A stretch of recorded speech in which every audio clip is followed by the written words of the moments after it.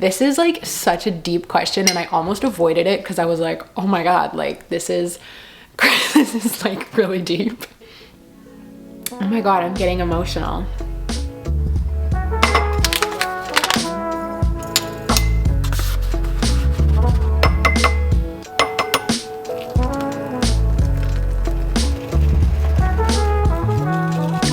Hey everyone, welcome back to my channel. Today we are going to be doing a Q&A. I just read through all of the questions and organized them into categories, and you guys asked some really good questions, so I'm so excited to dive into it. I'm currently testing out my new camera and I posted on Instagram, what do you guys want to see? So many people requested a Q&A, so I was like, let's do it. From there, I noticed that the questions were kind of, I don't know, I separated them into 3 categories. So it's going to be personal, financial, and career.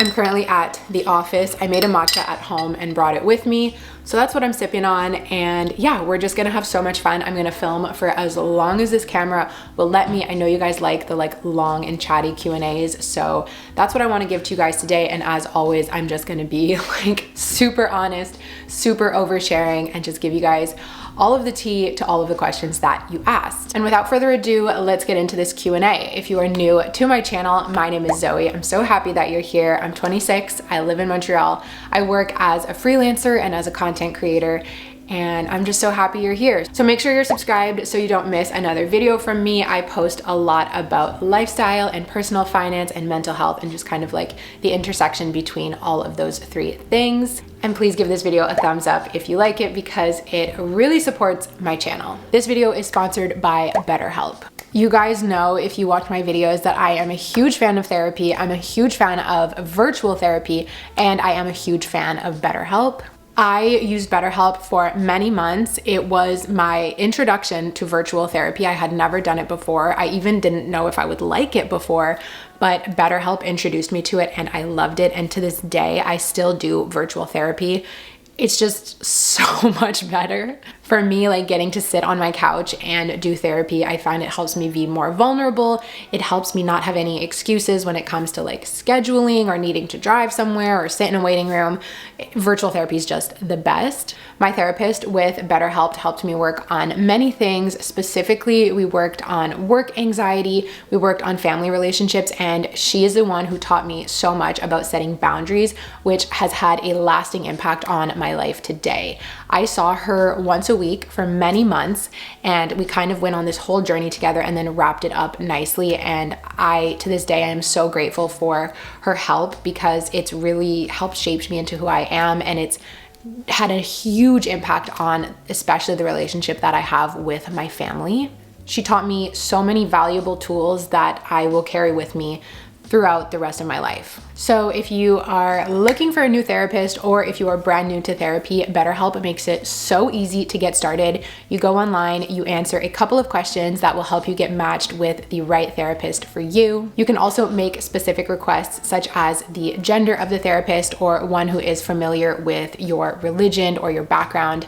In my case, I wanted a female therapist who specialized in anxiety and family relationships, and that is what I got. The other great thing about BetterHelp is you can change therapists to help you find the right match. It's not often that the first therapist you meet with is the right match, the perfect fit. It takes time to find that perfect fit, and in my case, it was my second therapist on BetterHelp that I matched with.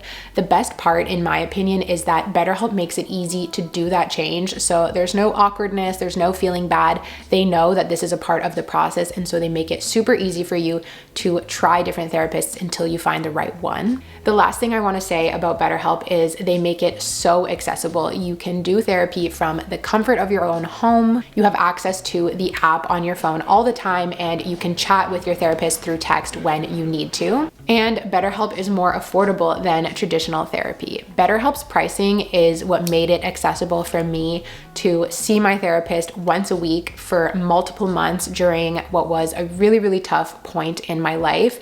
I would not have been able to afford to do this if it was just with traditional therapy. So I'm really grateful for that. So you guys, I am so thankful to BetterHelp for their amazing services. It's really a service that I believe in, that I recommend to you guys. I'm also, of course, so grateful for them time to partnering with me on this video. If you would like to get started with BetterHelp, you can go to betterhelp.com/Zoey Pritchard. It's BetterHelp, HELP.com/Zoey Pritchard. You will get 10% off your first month of therapy, so you can try it out. You can also click the link that will be in the description box down below. Thank you again to BetterHelp for sponsoring this video. So let's dive in with personal. I circled the questions in like different colors. So blue is for personal, and we're gonna start off with a question from Fanny. She said, how are you really doing? Thank you for asking. The past couple of days, I've been feeling really good, and I'm really grateful for that. I feel like my mood is just so up and down and all over the place. Last week was really tough for me. And last week was like the week after my period, like my period was wrapping up. And so I'm kind of reflecting and I'm wondering like what the connection between my mood swings and my cycle is. I'm really bad about tracking my cycle, but of course, like our hormones and all of that can definitely play into our mood. And I just feel like my mood is very cyclical, and I need to start tracking if my mood is tied to my cycle. Because last week I just felt a lot of like fear and doubt and anxiety and just like feeling unsure about myself, feeling unsure about like where I'm going in life. And then this week, like, I think honestly, I might have just been overtired. And when I get overtired, I get like anxious and down because I rested a lot this past weekend. And then coming into this week, I just felt like on top of the world and super happy. So yeah, my mood definitely changes a lot, but today I'm feeling good. It's 9:30 in the morning and I'm filming a Q&A, drinking matcha, like hanging out with you guys. So, I mean, life is pretty good right now. From Emily, she asked, how is Maggie's training going? Hi, Emily. Thank you for asking about Maggie. That really is so sweet and makes me happy. Maggie's training is going so well. For anyone who doesn't know, my dog Maggie has very severe separation anxiety. Like she cannot be alone, or she could not be alone even for just a couple of minutes. I was working with a trainer back in the fall, and it was like about a month ago I got a new trainer, and this trainer is so amazing. It's all like virtual and via Zoom. I have homework to do like 5 times a week, so 5 days a week I do the training with Maggie. It takes about 30 minutes each time, so it is like a commitment and it takes dedication, but I'm really seeing good results from this trainer and her program. We got up to 20 minutes of Maggie being alone, which doesn't sound like much, but honestly, it's really like, it's big. So we got up to 20 minutes last week, and I'm seeing her actually tonight. I'm seeing the trainer, and we'll see kind of what Maggie's threshold is this week. But in a month of training, 20 minutes is really, really good. And my goal is for us to get to about 3 hours. I don't see myself leaving her alone for longer than 3 hours. Like if I need to go away for a whole day to do something, like I'll send her to a dog sitter. I just think for her breed and everything, she's not meant to be alone for very long.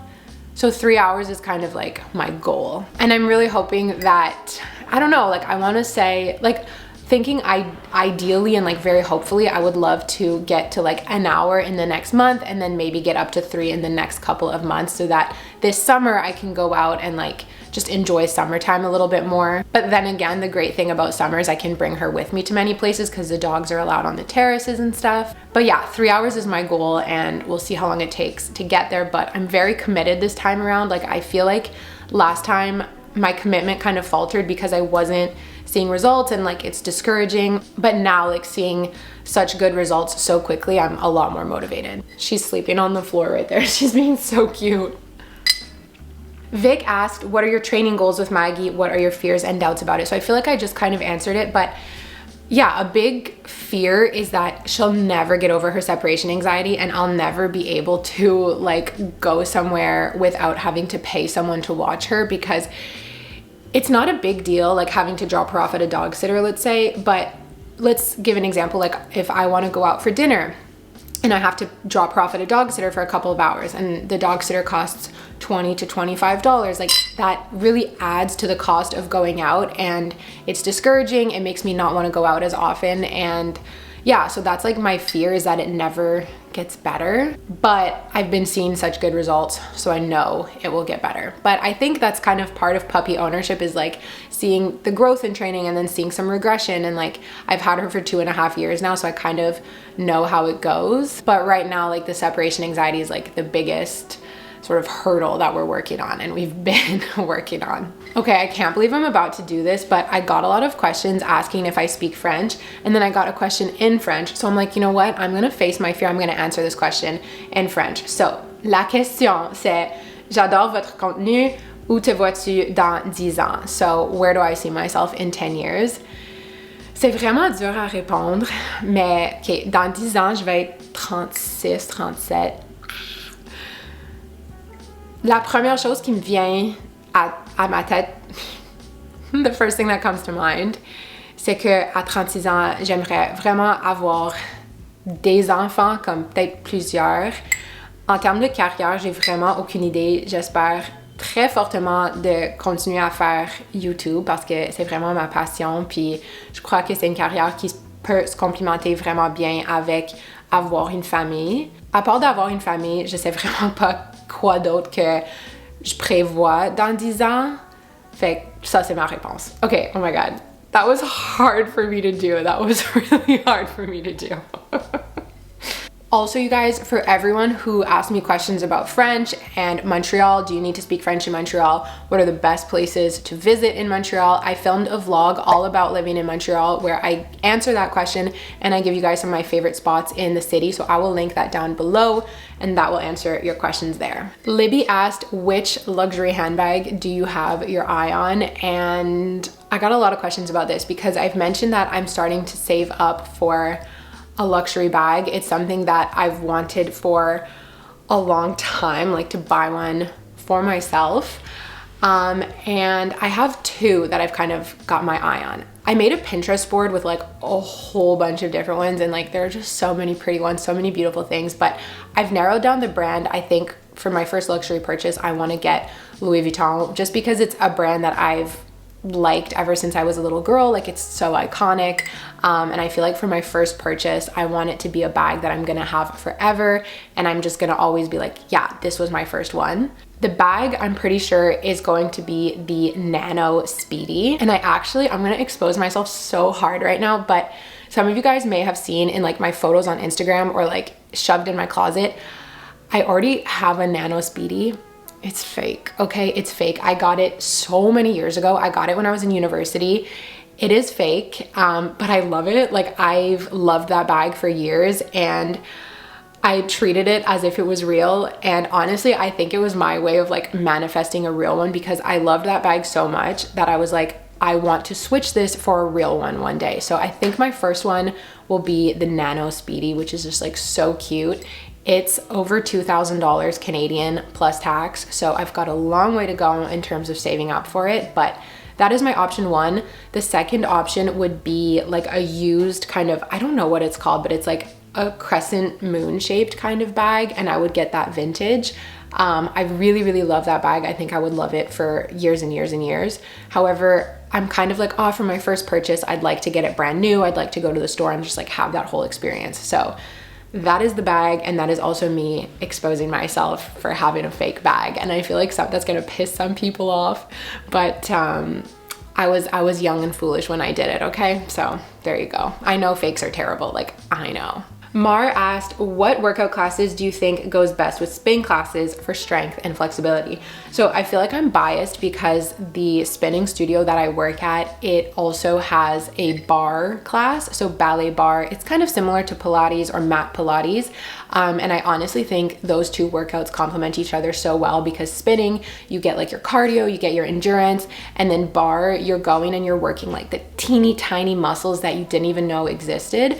And I just think the two workouts complement each other so well. The other thing I like about bar is I find time passes really quickly. You have to focus so much on the movements that you can't get all in your head. That's something I struggle with when it comes to working out, is like being present and focusing on the workout and not getting lost in my thoughts, not thinking about, you know, work or whatever is on my mind.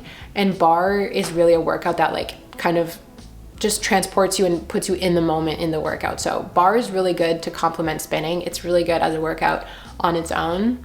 I know Pilates is super trendy right now, and I would say bar is very similar to Pilates. I tried reformer Pilates a couple weeks ago and I really liked it. It was just really expensive and I'm not sure that I would like add that into my routine just yet. But anyway, try bar class. This question made me laugh from Nico. Who is your celebrity crush? You guys, okay, before I say it, guess in the comments. Like, guess who you think my celebrity crush would be. You'll never be able to guess. It's Daniel Radcliffe. I just love him. I had a crush on Harry Potter like when I was a kid and the Harry Potter movies were coming out, and then he just has like such, I don't know, like a warm spot in my heart. Like when I see pictures of him, or I saw an interview because he's in a new Broadway play, which I really want to go see. I just like, my heart like flutters. Like I love Daniel Radcliffe. From Caroline, do you plan on discovering a new country? I would love to see a travel vlog from you. Yes, I just feel like right now, big international travel is not really in my budget. We were supposed to go to Italy this summer with my family actually, but the trip got canceled because it was just too expensive. Like the flights were like over $1,000.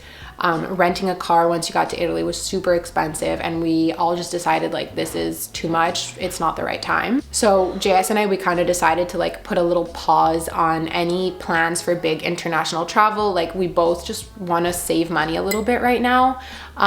But there are so many places, like the world is just full of amazing places to visit. There's like too many, it's overwhelming. I went to Colombia in September and it was incredible. It really made me want to do more of Latin America, which like, it was just an amazing trip. So I'd love to go back there. Europe, I feel like I haven't seen that much of Europe. The only place in Asia I've ever been was to Indonesia to go to Bali, and I would love to do more of Asia. New Zealand, back to Australia, like just there's so many places. And I feel like wherever I go, I'll film it for you guys. From Amy, can you tell us more about when you used to do ballet? Would you retry it as an adult? It's so funny you asked that because recently, like I feel like ballet is having this like online resurgence, and recently I've been thinking that it would be so fun to like do adult ballet classes. So yeah, I would definitely do it. When I was younger, I was super into ballet. There was a period where like I wanted to be a professional dancer. For 1 year, I was in a pre-professional program. So I was doing ballet 4 to 5 times a week. Like every day after school, I was at the ballet studio. On the weekends, I was at the ballet studio. And this was a program that was meant to like gear you up to potentially becoming a professional dancer. And I wasn't very good. Like I didn't really have good discipline. Like I don't know, like, I don't know, I was just a weird kid. But there was a period where that was what I really wanted. I had like point shoes, I had like, and I was like, oh my God, what if I could go to, there's like the Royal Ballet School in Toronto, and it's like a sleepaway school, like it's a boarding school. And I was like, what if I could go there? Like I really had these big dreams. And then when I realized I wasn't actually very good at ballet, and like in the class, like I was definitely one of the weakest girls in the class, I realized like I wasn't going anywhere, and I just quit altogether, which is such a bad mentality, but that's how I was when I was a kid. My camera just stopped recording and I panicked because that was the problem with my old camera, but it's because my memory card was full. So I have 2 more personal questions.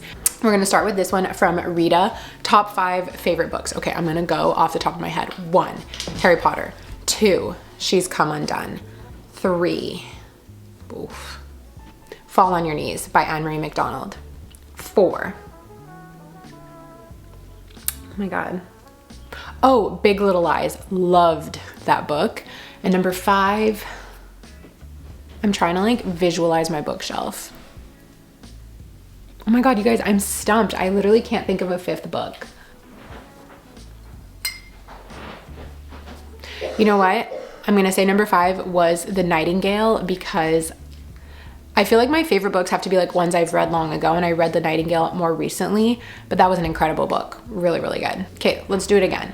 Harry Potter, She's Come Undone, Fall on Your Knees, Big Little Lies, The Nightingale.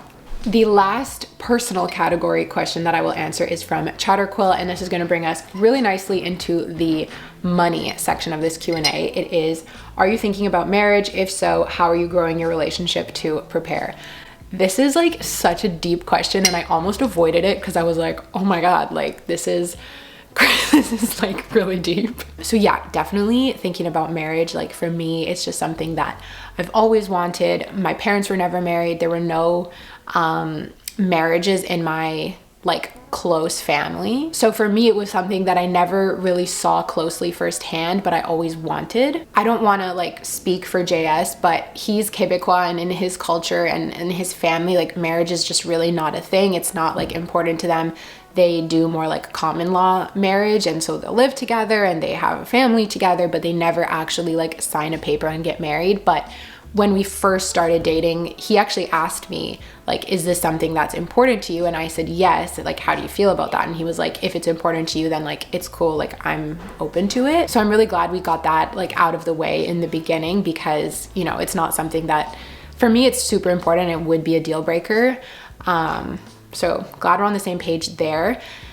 As I get older and older, and especially now that we live together, it's definitely something that I think about more. I think there's also a lot of external pressure, not from people asking me, not from people saying, hey, is this what you want? Is this gonna happen? But from just the age that I'm at, and people in my circle are all getting engaged, getting married.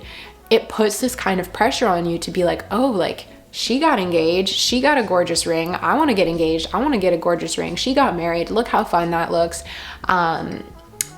So I'm feeling that kind of pressure, but when I really sit down and think about it, I don't feel I'm 100% ready yet. I think for my own values, I want to be a fully formed person by myself, meaning that I want to pay off my debts, I want to feel like I know where I'm going, like career-wise and financially. And you don't have to do those things. Like, I do believe that in a partnership, you can help each other through those things and guide each other. And like, you're going to continue helping and guiding each other your entire life together. But just for me, it's like these little personal milestones that I want to hit before I get married.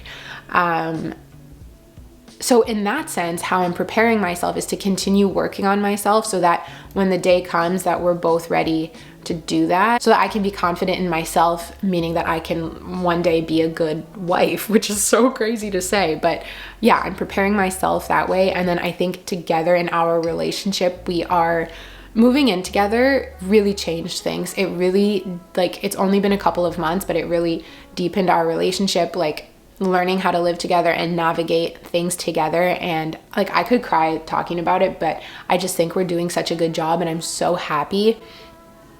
Oh my God, I'm getting emotional.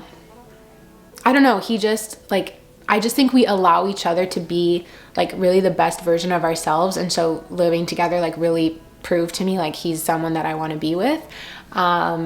And so I think just like continuing to learn through living together is preparing us for the future as well. And then the last thing is we started talking about like, okay, like what does, like talking about finances together and talking about like the future together and like where do we want to live? What kind of, do we want kids? Like talking about these deep things. I think we're just slowly like planting all of the seeds that like set a foundation for the future. This is so crazy, and it makes me emotional. It's just like I guess I don't often reflect on like since moving in how things have changed, but things have like really changed, and I'm so glad it's changed for the better. And it's just like crazy because it's like it's so mature, and it makes me feel so like I don't know, I feel like old. It makes me feel old, and I'm like, on one hand, I like feel like a teenager most days, and then on the other hand, I feel like a full-on grown-up, and it's super weird.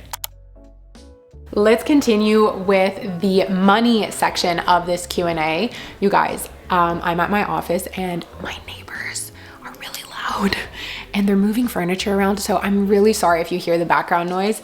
I've got my mic on, so hopefully you just mostly hear me. But yeah, if you hear some noises in the background, that is what's up. I do apologize. First question, when you get married, will you combine all of your income and finances with your spouse? Great question that I do not know the answer to yet.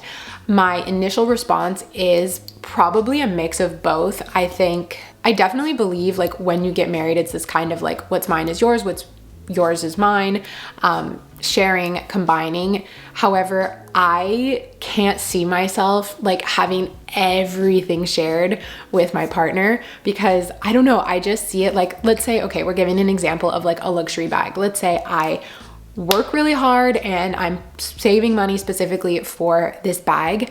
I don't want to have to like ask for permission to buy something that I want. And the same would be for my partner. I don't want them to have to ask me for permission to like buy something. It's like, if it's your money, spend it on whatever you want.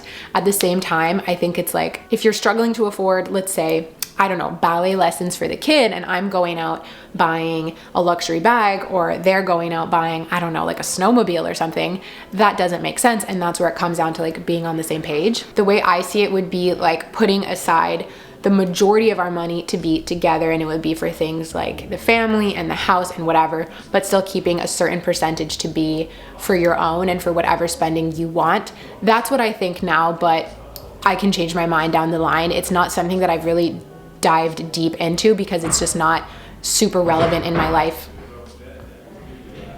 When the time comes that I need an answer to that, I'm going to do a bunch of research and talk with JS and talk with probably other couples who are married and who do split their finances or who don't, and we'll find a system that works for us. I think every couple is different, and it's going to be just about finding the right fit for you.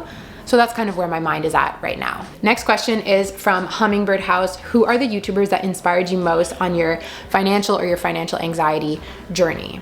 When I first got started with my personal finance journey, I was a big fan of the Millennial Money series from CNBC, which then led me to discovering Graham Stephan because he would react to those videos. So those two were like my intro to personal finance content. I also really liked The Financial Diet, and I still to this day, I love Steph and Den. They are a Canadian couple from Toronto. They're doing so well, and they make really, really good, valuable, tangible money advice. Their advice, I would say, is like their videos is a lot more tangible. It's a lot more advice than mine, whereas my videos are like about my experience and about like just what I'm doing. They like do the research and give you like concrete advice. So Den from Steph and Den, he was on his debt repayment journey, and I was like really following along because I was in the exact same boat. So their channel, I think, was like my number one. So yeah, those were some of the channels, like especially when I was getting started, that were like my intro to personal finance. And I know there are so many other amazing channels, but it was also this kind of thing for me where I could get so obsessed, and so I didn't want it to just be Yoreki asked, what is a fun purchase you're saving up for right now? I mean, I think the biggest one is the infamous luxury bag. The next one I would say is travel, and just saving up to travel a little bit this summer and have some like fun experiences this summer. I just bought a new camera, which was like a really big purchase that I didn't save up for in advance. So aside from like the bags and travel, there's nothing else too much that I'm what is going on? Okay, I think they're having like a full-on moving party next door. So yeah, aside from the bag and travel, there's nothing too much that I'm saving up for purchase-wise. The only other thing that comes to mind is I really need to get a new carry-on bag, and I've got my eye on the base luggage carry-on bag. So I'm planning, I think, throughout the summer to just kind of save up for that. It's about $200, so it's not a huge purchase, but it's definitely fun, and I'll be really happy when I save up for it and get that. The matcha is almost out. I took a little break. I think they left. This sounds mean, but let's hope they don't come back, at least while I'm filming. Next question, also from Yoreki, is how do you feel about hiring someone to clean your home? I struggle to keep my space clean, and it makes me much less productive. This is such a good question, and I wanted to include it in the money portion because it's both a personal and a financial question. First of all, I understand struggling to keep up with cleaning your home. At my previous apartment, I really struggled with that. It was an old loft that, one, was pretty big for one person, and two, the space had a lot of intricacies that made it really dusty and like really hard to keep clean. Plus, with having a dog, like paw prints everywhere, it was really hard to keep clean. And I feel like as someone who is quite anxious, I tend to build up the task of cleaning in my head and make it bigger than it needs to be. I picture it taking multiple hours when in reality it's probably not true. But also just like deep cleaning things, like it's not my favorite thing to do. And I definitely had moments where I really wanted to hire someone on a recurring basis to clean my house. I hired someone once to do it. And it was so nice. Like I left, I went to a cafe, I came home and my house was clean and it was amazing. But at the end of the day, I just couldn't justify the purchase because the hourly rate that I was paying this person was not really like more than I could make myself. So I think the base of this question and like how I would approach it is like, one, there is no shame in hiring someone to clean your home. Like it's okay to want to hire someone to do a task that you don't enjoy. Just like sometimes we go to the restaurant because we don't want to cook. And so I would look at it as like, can I afford to do this? And think about the hourly rate that you're gonna pay someone to clean. Let's say it costs you $40 an hour to get your house cleaned. And let's say it's gonna take 3 to 4 hours for someone to come and like really deep clean your house. Can you make up that $40 an hour doing something else? That's one way to look at it. For me, being like a freelancer and working kind of on an hourly rate, that's how I looked at it, was like, do I make enough money do I earn enough to justify outsourcing this task and paying someone to do it? And at the time, the answer was just no. And then that helped me shift my mindset of like, okay, I don't earn enough to hire someone to come clean my house as frequently as I would like. So I'm gonna do it myself and save that money, which also can kind of translate into like paying yourself. And when I've spoken about my struggles with cleaning the house, some people have actually commented that they like pay themselves to clean the house.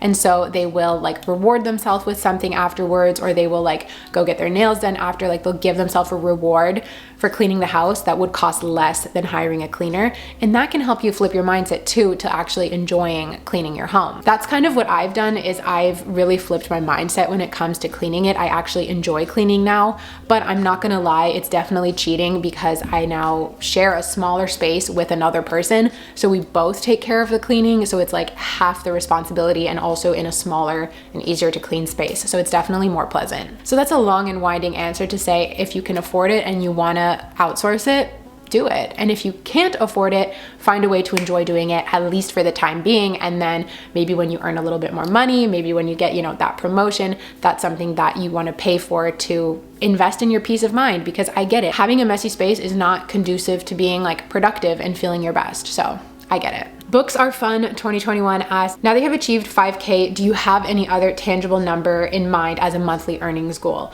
So yes, for a long time, for past couple, I want to say like 8 months plus, I've set the goal of earning 5K per month as my like earnings goal. And since setting that goal, I have consistently hit it. Actually, that's not true. Not since setting it, but since New Year's, I have consistently hit that goal, which is so amazing. It's such a like heartwarming, confidence boosting feeling when you hit your earnings goal. For that reason, I'm a little bit hesitant to bump it up because I just like the feeling of having a manageable goal that I know I can achieve.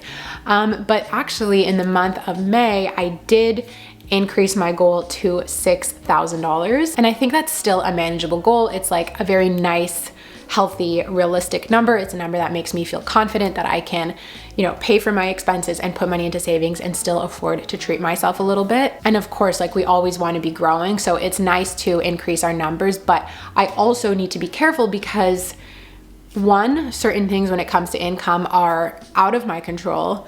And then on the other hand, certain things when it comes to my income are within my control, and I can work extra hours to earn extra money, and that can lead to me obsessing about my income, but also burning myself out by working too much, because you guys know I do 3 different jobs. So it's easy to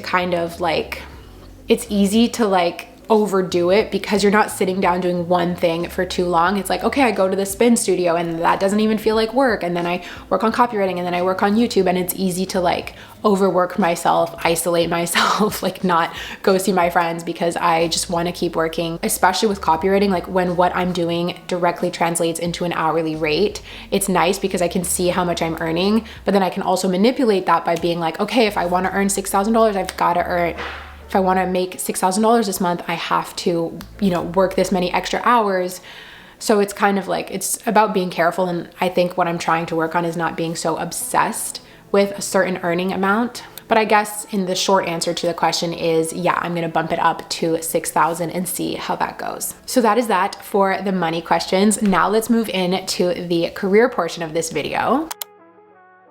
I can't find the specific question anymore in my screenshots, but I did get a question that was something along the lines of like, how do I enjoy having multiple jobs? Do I like doing like multiple different things? And do I see myself doing that for a long time? So I'll do that one first so I don't forget it. Yes, I really enjoy having multiple things on the go. I think for my mind and for my personality, just for the way that I am, I think it suits me a lot better than having one sit down at a desk career, because it was just not good for my mental health. It's just not good for me sitting down all day like that. I like going to the spin studio and then changing gears, coming here and filming a video, changing gears, doing some copywriting. Like, I like it. It has its moments where it's so overwhelming, especially like you guys see in my vlogs, like all of the times when I get really overwhelmed is when the different jobs all kind of peak at the same time. So for example, when I've got a lot going on with YouTube, but then copywriting is also hitting its peak and I don't know what to prioritize,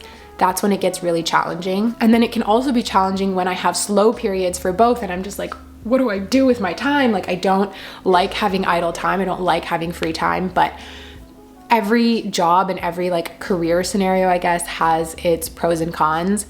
So those are just kind of a few of the cons of this multiple jobs path, we can say. But the pros for me with like the flexibility, the like running my own schedule, knowing that I can go on vacation whenever I want, that I can take breaks whenever I want without feeling guilty. I still feel guilty sometimes, but without feeling like I have to report to anyone. Like reporting to people, I don't like it. I would always think that like my manager hates me, my manager wants to fire me. Like I was so insecure in that corporate environment. So I do think like having multiple projects is just better for me and is better for some people and it's worse for some people, and that's just that. In the long run, do I see myself continuing to have multiple things on the go? Yes. However, right now I would say I have 3 things on the go, and I do think it would be nice to maybe cut it down to 2. But then again, like if I had to, of the 3, like YouTube is not going anywhere. Like this is the love of my life. But of the other 2, like if I'm like, okay, which one do I want to cut out? Neither. Like I don't want to stop doing either of them. Emma asked, are you still loving the new office space? Yes, except for moments like you guys saw where like I'm trying to film. And the thing with this place, it's a very old building and it's not very soundproof. So I try and talk more quietly, but also like I do hear my neighbors, and that has its challenges just because of what I do like with filming. It also has its challenges like where I'm on a call, and if I can like hear other people in the background, I find it really distracting. This is a really random fun fact about me, but my mom is deaf in one ear, and so she's always been very, very sensitive to noise and to background noise. So growing up, she was very sensitive. So I think it made me sensitive as well. Like if she was on the phone, she would always leave the room. Or if I was on the phone, she would ask me to leave the room. If there couldn't be like a TV playing while she was on the phone, like there had to only be one source of sound at a time. And I think because I grew up that way, I still feel that way very much, where I'm very sensitive to sounds. So that's the real downfall of this office, is the lack of soundproofing. The other thing is sometimes the pipes make noise. It's like a really, really old building. So those are the downsides of it, but I'm still loving it. I have extended my lease by another 6 months. So my original lease was a year. We added 6 months onto it, even though it's only been a couple of months. I did that to keep the rent lower. I love having a separate office from my home. I think it's really good for my mental health to have that separation. I love walking to the office. I love like my commute to come here. I love I just kind of feel like a boss in some ways, like having my own office. I love having like my private space for me to be productive. So yes, I'm still loving it. I'm trying to figure out like the best way to film here, the best hours to come in and film. Like sometimes I come in and I film on the weekend when I like want to guarantee quiet. I tried to come in earlier this morning to like guarantee quiet. Didn't really work, but I'm learning to navigate that. And I would say like that's just the only downside. Down the line, it might be nice to have an office that really is maybe bigger or just more soundproofed, but those are really, really expensive. So I don't see myself like investing in that anytime soon. And I also don't see myself moving into a bigger apartment so that I could have a home office, because I do really like the separation. So I'm gonna figure it out. But yeah, for now, I'm really loving it. And I'm so grateful to have this space, because I don't think I would love living with JS as much as I do if we both were working from home in that small apartment. Again, because of my noise sensitivity, like if he's on the phone, I'm like, I can't function, and he's on the phone a lot for work, and then like I'm talking to the camera, so it just like, it doesn't work. Rosie Lou asked, how do you come up with content ideas for YouTube? Love your videos. So many different ways to come up with content. Sometimes it's what you guys asked for example, like with this Q&A. Sometimes I'll just be walking and I'll like get an idea for a video, or it'll be something that like happens in my life that I'm like, I really want to talk about this. Sometimes I get inspired from other creators, like the monthly resets. I fully took that idea from Carter Sullivan. Like she's the one who started that whole trend. And so like I hopped on board that trend. But most of them come from whatever's going on in my life. I like to film things that are just relevant to it. And yeah, I don't know, oftentimes ideas just like kind of pop up in my head. There's probably like a subliminal effect too of like, I saw this video in passing, or I watched a video that made me think of this. There really are like no new ideas, I feel like, especially like on YouTube. Like we're all getting inspiration from each other, but I especially love it like when I'm just walking and like an idea will strike. Like I've had, especially like personal finance video ideas that just pop up into my head like that. Like I had one that was like my ultimate most expensive purchases that just like popped into my head, and I was like, oh, that's like a cool idea for a video, so I'm gonna film it. Sometimes like I have lists and lists like on Notion, on my phone, on sticky notes of video topic ideas that like pop into my head, and then I'm like, oh, I'll film it later, and then like it never gets filmed. Or there's videos that like you guys will request. For example, you've been requesting for so long that I make a video about copywriting, and I get in my head because I'm too much of a perfectionist, and I'm like, I have to wait for the perfect moment. I have to like know exactly what I'm gonna say. I have to give you guys the best advice, and then the perfectionism like stops me from actually going through and like filming it. Green Money Lady asked, do you fear about the longevity of your career as an influencer? I'll DM you for context. So let's go find that DM.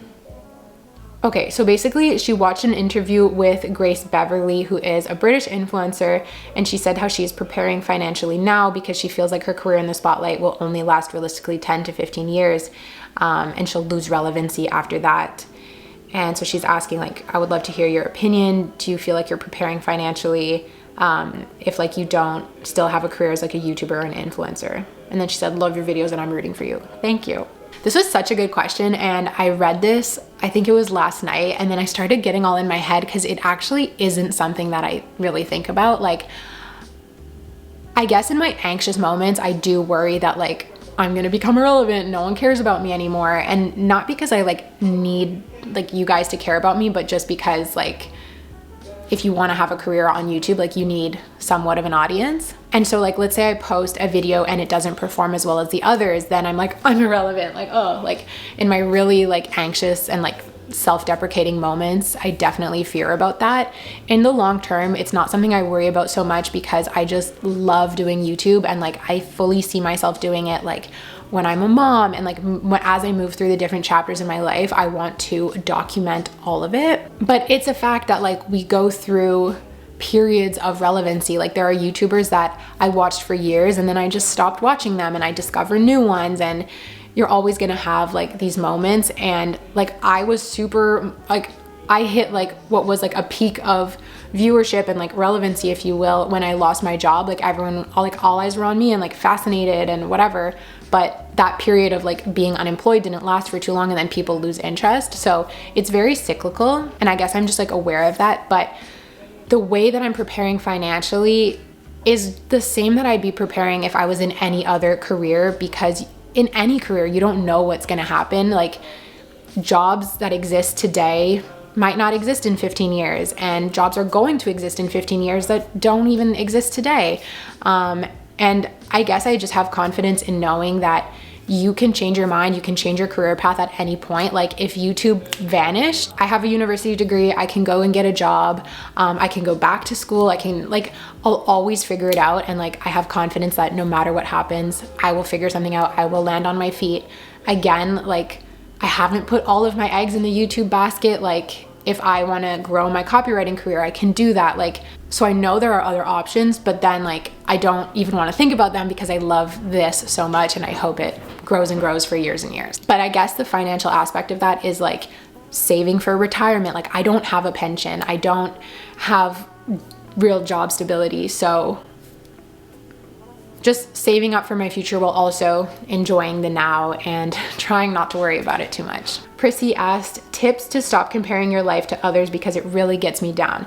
I included this in the career because career-wise, this is where I compare myself the most. Like, I don't like compare my relationship really. I don't compare, okay, no, I do compare like body image and stuff. But anyway, I included it here because that's where I struggle with it the most. And I wish I had like more tangible advice, but I just wanted to include this question to say that like, I'm with you.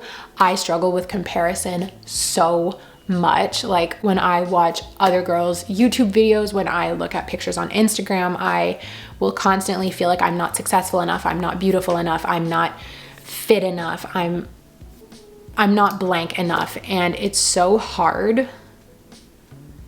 It's just like really hard. And I think social media does that. I like YouTube because it's more real. I think it's the most real of all social media platforms. Like, some people, I guess, will come in and put on a persona, but for the most part, like, we're really seeing the real side of someone. But even then it's like, oh, this person has such a nice house. This person has like whatever.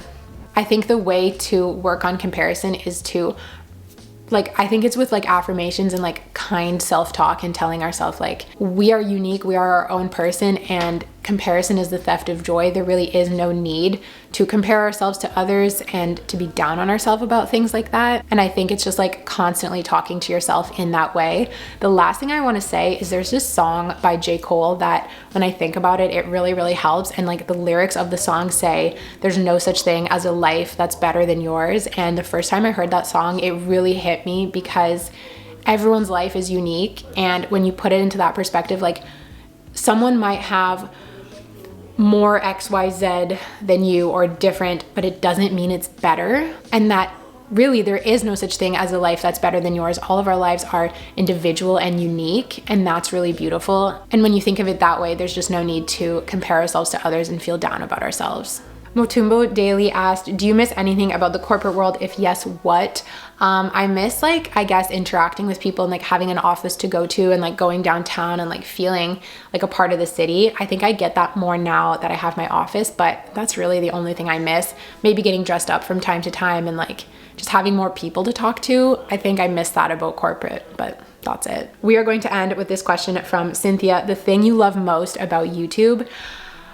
I think I love the ability to connect with people and to share our real lives. Like, I love when I open up about something that's tricky and you guys come in the comments and share your experience. And I just, it doesn't even have to be when it's tricky, but like sharing the good and bad of life with people who are on the same or similar journey as you. And like, we're living our lives parallel to one another and being able to connect all over the world. I think it's so beautiful and it's so special. I love watching YouTube because the YouTubers that I watch, I feel like they're my friends, even though they have no idea who I am. I love that like I have like friends in my pocket that I can watch while I'm working or while I'm getting ready. And then I love that I'm able to also put out content and connect with you guys and maybe be that friend to you. I just think it's so special.